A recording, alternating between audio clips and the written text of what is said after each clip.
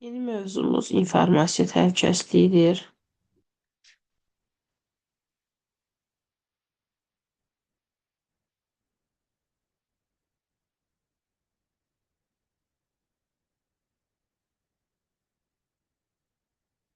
İnformasiya təhlükəsizliyi. Uşaqlar, informasiya təhlükəsizliyi əzəldən bəri insanlar üçün maraqlı olmuşdur. Sadə insanlar üçün sonradan daha maraq dairəsinə çevrilib. Öncələr isə daha çox müharibə zamanı hansısa bir ideyanın uğurlanmasında və yaxud da məsəl üçün məxfiliyin qorunması üçün daha maraqlı olubdu. Biz bu günləri informasiya təhlükəsində kriptoqrafiya ilə tanış olacağıq. Kriptoqrafiya yazırlar. Kripto və qrafiya sözlərindən yaranıb. Kripto gizli deməkdir. Qrafiya isə yazı deməkdir. Gizli yazı. Kriptoqrafiya bizim qarşı tərəfə ötürəcəyimiz mesajı və yaxud da bizim hər hansı bir saxladığımız mesajı gizlətmək üçündür. Yazını gizlətmək üçün. Ən tanınmış məşhurlarından biri, yəni bu mövzu çox böyükdür. İnşallah universitetə keçəcəksiniz. Ancaq ən tanınmışlarından biri Sezar şifrəsidir ki, Sezar şifre. Sezar müharibə dövründə çapar göndərilmiş, nə bilim, bir qarşı tərəfə bir məlumat, gizli məlumat göndərmiş taktika ilə bağlı. Və bəzən çapar yolda göndərdiyi dəstə yolda tutulurmuş, o informasiya artıq deşifrlənirmiş və qarşı tərəf bilirmiş deyə onlara bir tələ qura bilirmişlər. Buna görə də Sezar düşünür ki, nəsə bir iş görülməlidir, nəsə bir şey edilməlidir ki, bu mesaj pəncərəni bağlanır. Bu mesajlar gizlənə bilsinlər. Daha sonra Sezar öz ətrafındakı filosoflarla məsləhətləşir, alimlərlə məsləhətləşir və qərar verirlər ki, şifrəni belə bir şey istəyəndə mən sizə ingilis əlifbası ilə göstərəcəm, çox vaxt belə düşür.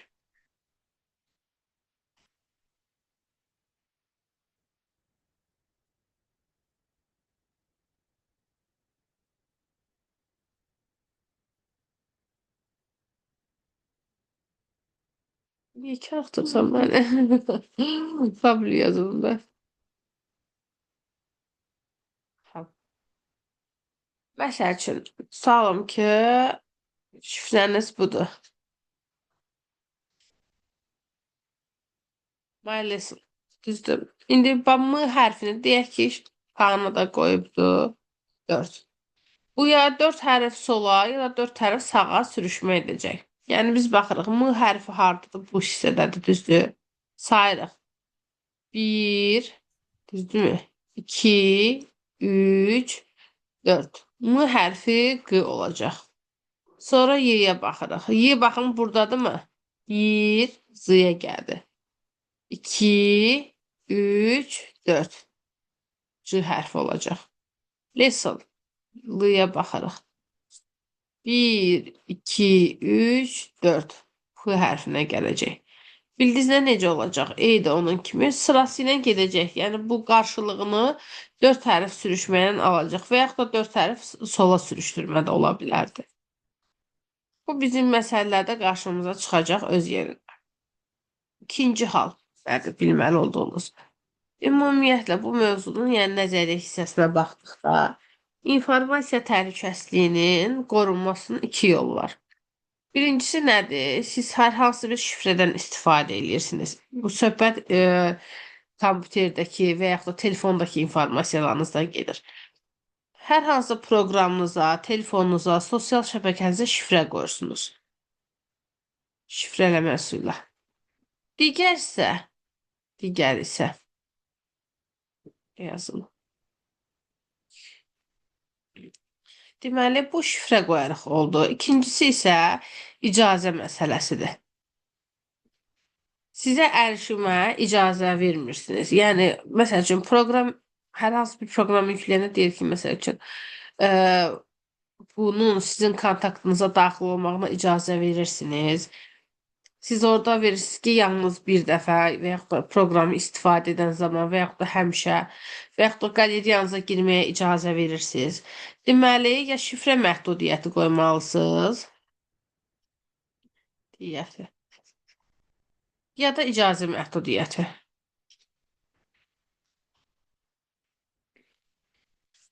Şifrə məhdudiyyəti qoyduğunuz zaman normalda nə edirsiniz? Hər hansı bir parol qoyursunuz, düzdürmü? Bir parol qoya bilərsiniz. Və yaxud da biometrik biometrik biometrik şifrələmədən istifadə edə bilərsiniz. Biometrik nədir uşaqlar? Baxın, bioloji ölçümlərdə biometriya bizim bioloji parametrlərimiz əsasında qurulur. Gəlin baxaq görək bu parametrlər hansılardır. Birincisi daktiloskopiyadır. Daktil, nə? Necə dedim? Dak- Daktiloskop. Daktiloskopi ya Nelle.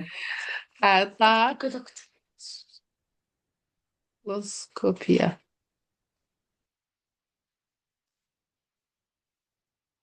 Hansı ki bu barmaq izimizə görə ölçüm edir.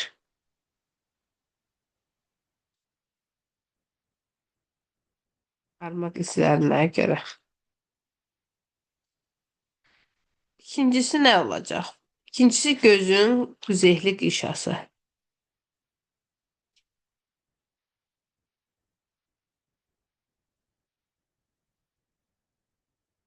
Ən dayanıqlı şifrə kimi bu nəzərdə tutulur. Çünki böyük ehtimalla, yəni əsasən, əgər gözünüzə nəsə batmırsa, nə bilim, və yaxud da Allah uzasın göz yerindən çıxmırsa ki, onda da onsuz istifadə olunmur.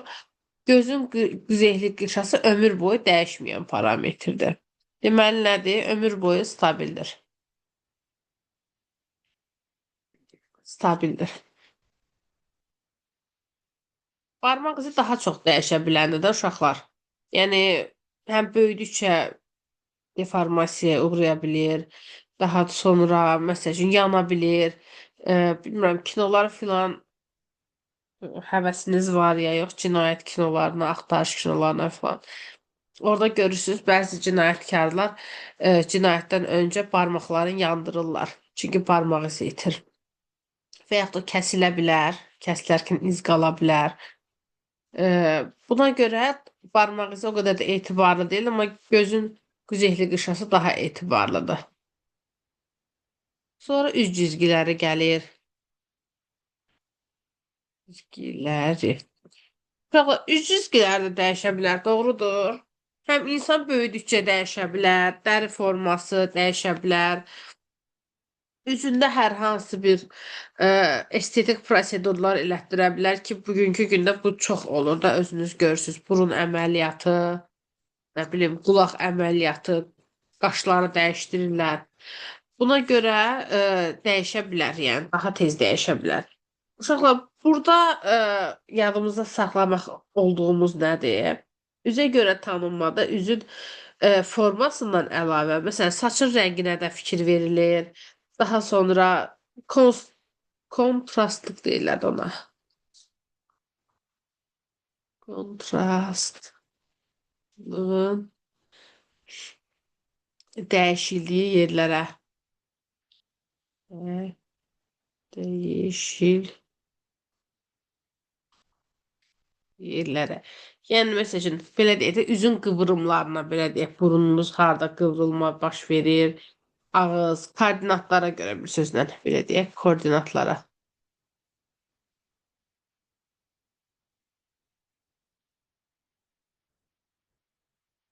Koordinatlara görə təyin olunur. Daha sonra var səsə görə. Səsə görə. Mənim fikrimcə günümüzdən etibarsız olan səsə görədir. Çünki səsə görə olanlar nitqin tezliyinə görə olur. İlk tezliyinə görə. Tezliyi. Və həmin tezliyi kompüterlə eyni birəbirini etmək mümkün olur. Ümumiyyətlə bir çox ölkələrdə səs qeydi məhkəmələrdə nəzərə alınmır. Çünki səs tezliyinin birəbir eynisini hazırlamaq olur. Quşlar Vadisinə baxmısınız? Baxanınız olub Quşlar Vadisinə. Bəli. Orada Elif'i alladırlar, yadına düşür ki, Ali Digə Zəfran gedir son bölümlərə yaxındır. Gedir orada qəza keçirdir. Eyni səsin təqlidini Bəli. eləyirlər. Əslində Quşlar Vadisi kriptoqrafiya məsələsinə toxunurlar, Cryptex və s. O serialda. Beşincisi, deməli, nə oldu? Ovuca görə tanınma. Ovuca. Ovuca görə. Ovuca görə tanımada əlin ölçüsü, forması, barmaq sümüklərinin qatlanma yerinə fikir verilir. Daha sonra qan damarlarının naxışlarına fikir verilir. Bunlar nəzərə alınır. Oldu belə. İndi baxaq görək informasiyanın kompleks mühafizəsi deyəndə nə nəzərdə tutulur? İnformasiyanı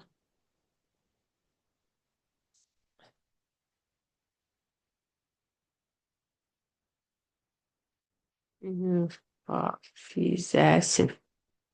Yadımızda saxlayaq. Kompleks mühafizə deyəndə informasiya təhlükəsinin bir yerdə təmin olunması üçün bizə nə lazımdır? Birincisi nə lazımdır? Təşkilati mühafizə. Mühafizə. Yəni bir bankdır. Bankın öz idarəetmə strukturları təşkilatçılıq eləməlidir ki, bizim məlumatımız oğurlanmasın. Yəni bunda bir təşkilat özü maraqlı olmalıdır. Daha sonra var proqram aparat mühafizəsi. Aparat mühafizəsi. Yəni bunun üçün də məlum proqramlar, məlum qurğular olmalıdır ki, bu daim nəzarətdə saxlanılsın. Var mühəndis texniki. Mühəndis texniki mühafizə. Mühəndis texniki mühafizə nədir? Yəni bu proqram varsa ortada bunu bir quran, qrup onlara verən, işçi kadra verən bir mühəndis texnikası olmalıdır. Onu hazırlayan proqramist olmalıdır. Bir də var qanunverici mühafizə.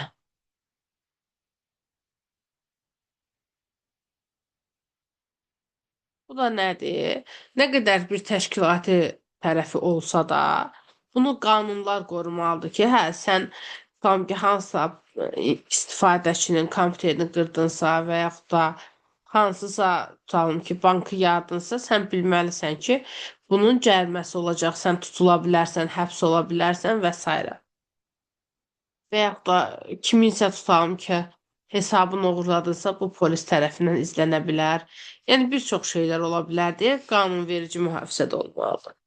Bu öz yerində. Bununla da tanış olduq. Bura qədər sualınız var, uşaqlar, nəsə?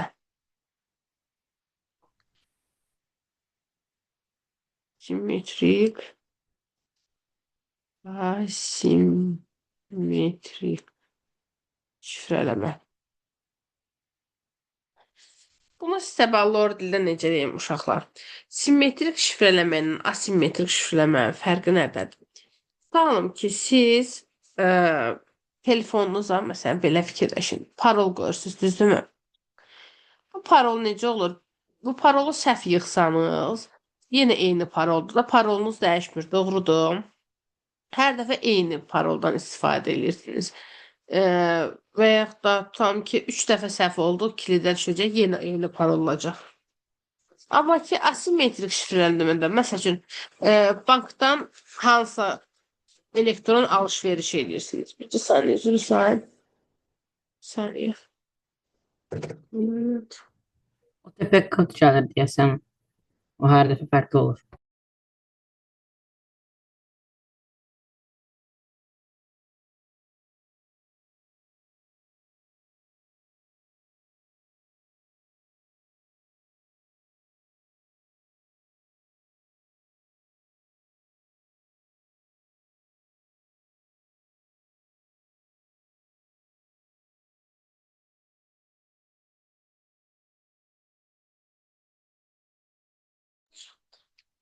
Üzürsən uşaqlar. Aha. Dedik ki, e, bu simmetrik bir saniye. Harda qalmışdıq biz? Buradaydı ha, ekran. Ha. Dedik ki, dənə sən nəsə deyirdin, buyur de. Asimetriklidir siz, bank dediniz. Onu dedim ki, məsələn, kartdan karta kimizə pul atanda bankda OTP 3D secure kod gəlir də, o məsələn asimetrik şifrələmədir. O hər dəfə Hə, ayrı-ayrı onu deyirdim. kod atır. Zəng gəldi, onu dedim. Məsəl üçün, bax, hər dəfə sizə deyir ki, məsələn, 30 saniyə içində bu şifrəni yığ. 30 saniyə içərisində bu şifrəni yığmasan, sənə ikinci dəfə cəhd eləyəndə başqa bir şifrə gələcək. Yəni artıq eyni açardan istifadə eləmir də. Başa düşürüz? Müxtəlif açardan istifadə eləyir. Müxtəlif şifrələr göndərir və yaxud da bura pul ödədiniz, bu şifrə gəldi telefonunuza. Gələn dəfə başqa bir yerə ödəmə eləyəndə tamam başqa bir şifrə gələcək. Yəni eyni açardan istifadə eləməyəcək. Başa düşdünüz? Buna bir növ necə deyim, iki qat, necə 3D mühafizə deyirlər, necə 3D security, hə, o formada deyirlər. Bu ümumiyyətlə bu mövzu o qədər də çox kitabınızda yer almayıb. Sadəcə olaraq bilməli olduğunuz odur ki, simmetrikdə eyni şifrələmə növü olur, asimetrikdə müxtəlif olur, müxtəlif açarlı olur, müxtəlif olur. Amma bir şey var, müxtəlif olsa da bunun adı açıq açarlıdır. Açıq açarlı. Açıq açarlı adlanır.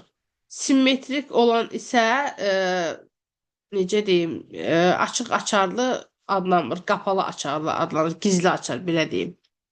Gizli açarlı. Gizli açarlı. Bunun haqqında sizə o qədər də dərindən düşmür, bunu bilməyiniz bəs eləyir. Aha. Daha sonra gəldik nəyə? Gəldik viruslardan bəhs etməyə. Virusun nə olduğunu az çox hamınız bilirsiniz ki, virus ziyanverici proqramlardır.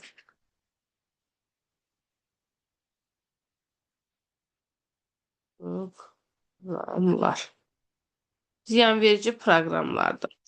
Viruslarda bəzən belə deyilir ki, əslində bəzən deyəndə doğruluq payı var ki, viruslarda çox zaman proqramistlər tərəfindən yayılır. Ümumiyyətlə proqramistlərin uşaqlar yaxşı necə deyim, müsbət tərəfli proqramistlər olur.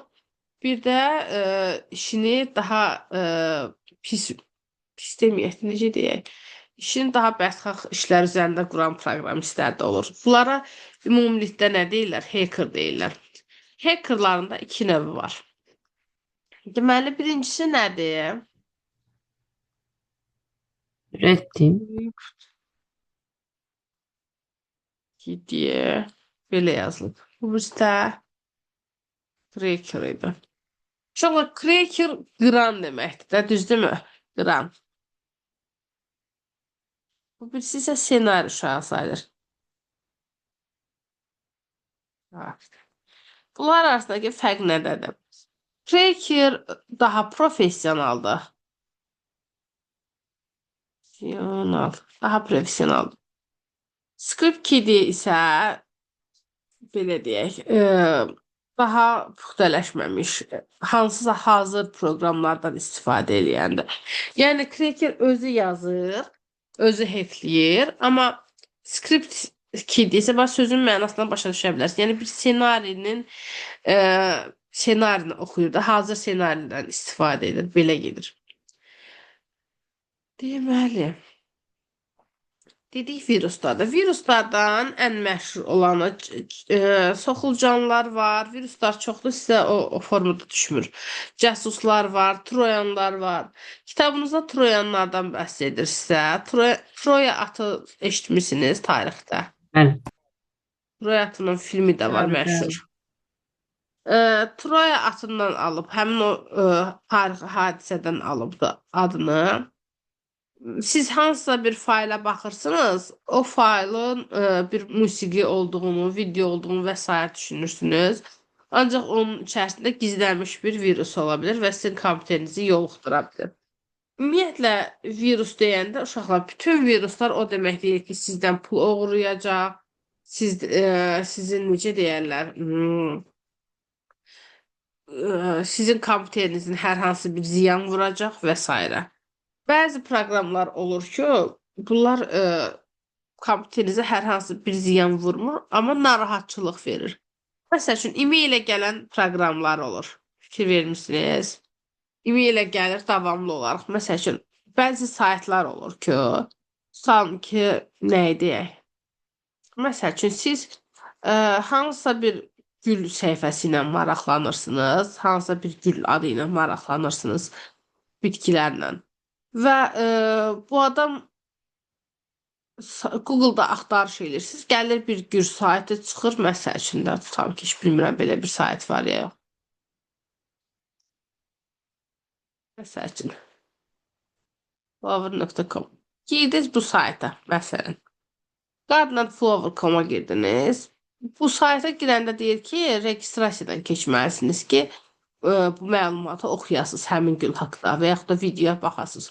E-mailinizi yazırsınız, hər nə var ki, keçdiniz saytdan və s. Sonra bir başqa şirkət olur. Bu neyinir? Suvarma sistemi edir. Məsələn, güllər üçün, bağbanlıq üçün suvarma sistemləri satır. Bu suvarma sistemin məsəl üçün, mən dəqiq bilmirəm də, güllə başım çox çıxmış. Nəzə baxması biraz su gəlir. Bu suvarma sistemini kim alar? Bağla əlaqəsi olan alar da.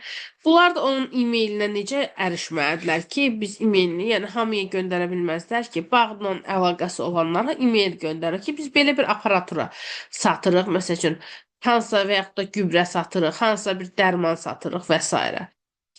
Artıq bu Garden Flower-dan satın alırlar o e-maillərin adını, hansı ki registrasiyadan keçiblər və bu işdə maraqlıdırlar.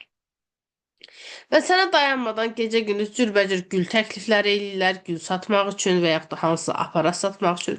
Və sən hər dəfə e-mailini təmizləməli olursan, spama düşsə spamı təmizləməli olursan və s. Sənə bir narahatçılıq verir. Bunun özü də adware adlanır. Adware adlanır.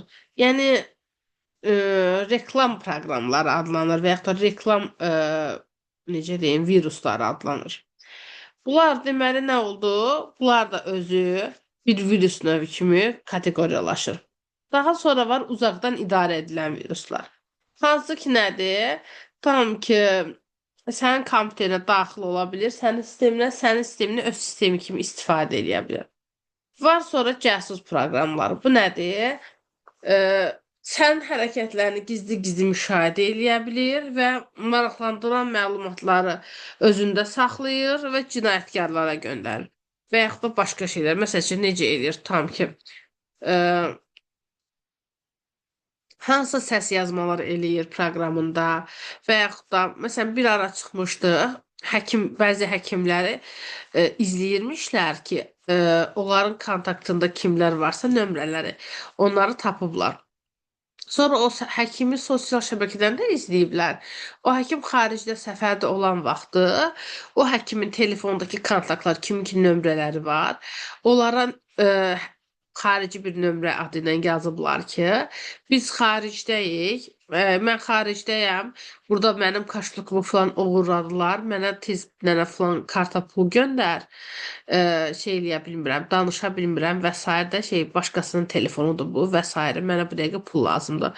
Həmin insana düşür ki, hə, həqiqətən xaricdədir, düzdür. Ola bilər, başına belə bir iş gələ bilər. Kim mənim nömrəmi bilsin ki, biz ondan əlaqəmiz var və s. Yəni, belə bir hadisələr baş vermişdi. Ona görə də deməli Troyan viruslarının dedik ki, fərqli növləri oldu. Uzaqdan idarə edilənlər, casuslar və reklam proqramları. Bunların da qarşısını almaq üçün uşaqlar nələrdən istifadə edilir? Antivirus proqramlarından. Antivirus proqramlar. Hansı antivirus proqramlarını tanıyırıq biz uşaqlar? Windows Defender, Avast Antivirus, McAfee, 360 Total Security, Dr. Web. Panda var idi. Norton antivirus var idi. Kaspersky məsəl üçün var idi. McAfee, Kaspersky düzdür. Avast Norton var yazılmaz. idi. Norton dedim. Ha, Avast var Avast. idi. Sonra Neobitin birində özünün də var. Nə dedin sən özün? Bir də dedin, nə dedin? 360 Total Security. Aha 369 falan Yo, filan bitin də məsələn. var. Amma yəni o qədər keyfiyyətli deyil. Aha bunları Bir də bilməliyik. Bəs eləyir Windows olsa. interfeysinin özünün daxili Windows Defender. Bəli, Defender var. Bu var. Xatırladım. İndi bunlar növlərinə görə ayrılır. Bax, birinci növ nədir?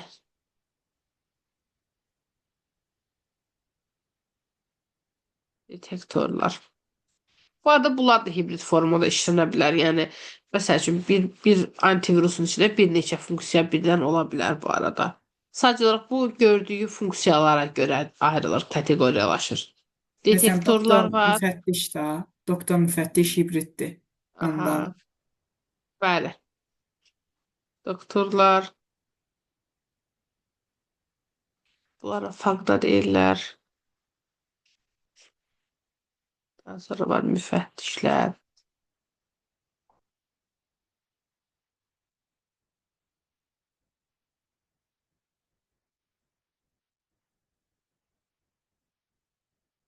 Müfəttiş, süzgəc.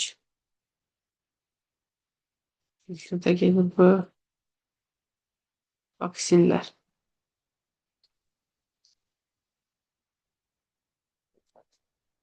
Detektorlar nədir uşaqlar? Bunu qoy. Əməli yaddaşda və ya xarici qurğularda deyir ki, yalnız özünə məlum virusların axtarışını təmin edir və onu tapır. Yəni zərərsizləşdirmir. Yalnız axtarış edir və tapır. Nələri? Özünə məlum olanları. Məsələn, belə deyək, mən müəlliməm, tam ki. Məni öz sinifimə salırlar. Üzr istəyirəm, biraz xəstələnmişəm, üstünüzə sağlıq. Aradan Flash səsim gedir. Çox sağ ol. Məni məsəl üçün öz sinifimə salırlar. Deyirlər ki, bu uşaqlardan hansı oxuyandı, hansı oxumayan deyil. Məsəl üçün, əgər mənim öz şagirdlərimsə deyirəm ki, məsəl üçün, filan uşaqlar oxuyan uşaqlardır, filan uşaqlar oxumur. Oxuyan uşaq deyirlər, çalışqan deyirlər, tənbəldirlər və s. və s. Bunu mən öz tanıdığım uşaqlar haqqında məsələn deyə bilirəm, məlumat verə bilirəm. Amma məni salır bir başqa sinifə.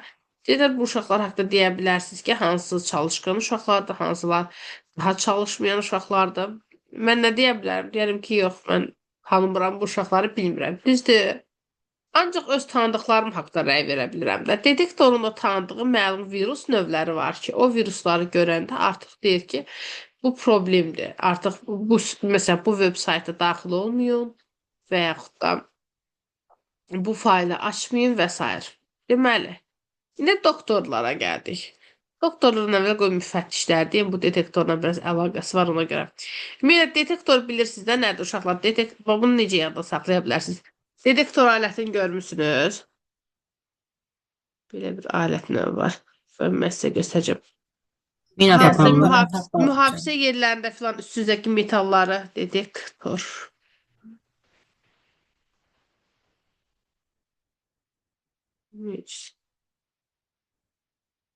Baxın. Belə əllərində olur mühafizə sistemlərinin. Əlində yoxlayırlar. Hansısa bu alətlərdən. Üstündə dəmir metal olanda və s. səs eləməyə başlayır. Bildiniz detektor nədir? Məsələn, detektordan desən ki, üstündə yumurta olan tap. Üstündə yumurta olan tapa biləcək? Yox. Metallar tapa biləcək. Çünki onlar metallar tanıdıblar da. Düzdürmü? Doğrudumu? Metallar tanıdıblar ki, bu metallardır. Bunları görəndə siqnalizasiya verir. Bir növ o da o funksiyanı yerinə yetirir. Yəni, beləliklə yadınıza saxlaya bilərsiniz. Yaxşı, baxaq görə müfəttişlər nə iş görür? Müfəttişlər. Müfəttişlər nə edirlər uşaqlar? Müfəttişlərin rolu biraz daha fərqlidir. Yəni, necə deyək? Məsələn, bayaq dediyim müəllim tanımadığı uşağa eləmir. Amma məsələn, bir müfəttişi bir sinifə salsan, desən ki, sinif deməyək ki, başqa nümunə göstərək. Məsəl üçün, bir polis idarəsidir, bir qrup insan var. Deyir ki, bunlardan biri hansı bir oğurluq hadisəsi eləyibdir. Düzdür? Bunlardan tap birin görək hansıdır. Müfəttiş necə tanımıram, axtarmıram. Bir axtaracaq da, düzdürmü? Deməli, müfəttişin rolu nə oldu uşaqlar? Müfəttişin rolu oldu ki, yəni dövrü olaraq Axtarıb tapmaq oldu. Ancaq indi burada da bir detal var ki, müfəttişin axtarma prinsipi nəyə əsaslanır? Hər dəfə sizin kompüteriniz açılanda proqramların, qovluqların, faylların, ümumiyyətlə də sistem sahələrinin məzmununu yadda saxlayır. Deyir ki, hə, bax bu belə idi, bu fayl bu formadaydı, bu fayl bu formadaydı, belə yadda saxlayır. Hansısa faylın üzərinə dəyişiklik gedəndə, yəni sizdən asılı olmayan, sizin istifadəçinin eləmədiyi bir dəyişiklik. Məsələn, bu fayl heç açılmayıb, amma bu üzərində dəyişiklik edib. O zaman müfəttiş orada virus olduğunu anlayır. Yəni cari vəziyyətlə müqayisə eləyir. Aydındır? Yəni bir müfəttiş rolu oyunda müfəttiş deyir, dünən hardaydınız, nə edirdiniz, nə yeyirdiniz, nə içirdiniz, bunun kimi bir şey. Doktorlar nədir? Doktor sözündən başa düşürsünüz ki, doktor nə edir? Müalicə edir də, düzdürmü? Doktorlar həm virusu aşkar edir, həm də zərərsizləşdirir. Deməli, detektorlar və müfəttişlər tapdı, tapmağa imkan verdi. Amma doktorlar nə etdi? Həmçinin zərərsizləşdirdi. Doktor müfəttiş isə bu ikisinin funksiyasının birləşməsidir. Sonra gəlir süzgəclər. Süzgəclər nə idi? Deməli, çoxalma, bir də zərər vurma məqsədi ilə əməliyyat sistemi eləyəndə müraciətlər tutur. Bunu daha belə loru dillə deyək görək nə edir? Tutalım ki, sizin hansısa bir faylı yüklüyürsünüz. Yüklənmə zamanı o faylda axtarır ki, virus varmı, yoxmu? Hansısa bir diski, indiki kompüterlər disklə gəlir. Amma diska var da işlədirsən, yəni sürücünü işlədirsən. Artıq baxır ki, burada bir antivirus, virus oxunur ya yox.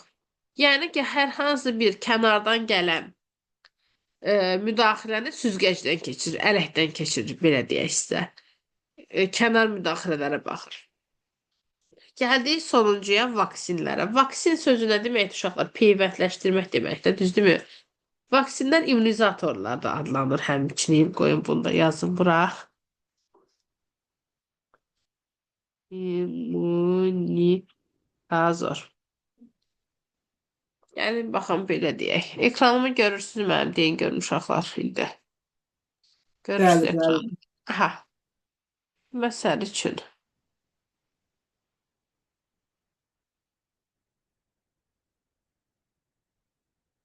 Yeni bir qovluq yaradıram. Şurada yeni bir fəaliyyət yazdım. Salam. Olsun salam. Ha. Bunun içində salam var. İndi burada açıram.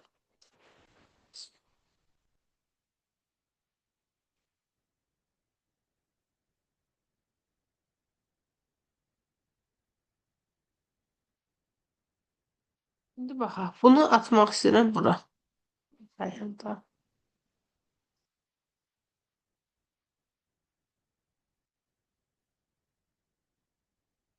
Görsün nə deyir. Təyinatda artıq salam 9 adlı fayl var. Təyinatlı faylı əvəz edin, bu faylı ötürün və s. nəsə belə gəlir. İki fayl üçün məlumatı müqayisə edin. İndi baxın, immunizator təxmini olaraq, yəni bu proses deyil ha. Təxmini olaraq bu prosesi yerinə gətirir. Yəni necə? Getdim bura qoydum. Hə, nəsə. Yəni elə aparır ki özünü virusa yoluxmuş kimi. Yəni sənə virus düşmək istəyir. Deyir ki, mən artıq bu virus var məndə. Ona görə də proqram onu yoluxmuş kimi qəbul edir və yoluxturmağa təkid eləmir artıq. Ki onsuz da var. Skip hissəsi ilə də yəni keçid verir. Başa düşdünüz? Bu formada. Belə, bugünkü dərsimiz bu idi. Gəlin indi başlayaq testini işləməyə. Evə nədən yazacağıq? Bunu mən 2 saniyə rekordu dayandırım. Deyəcəm.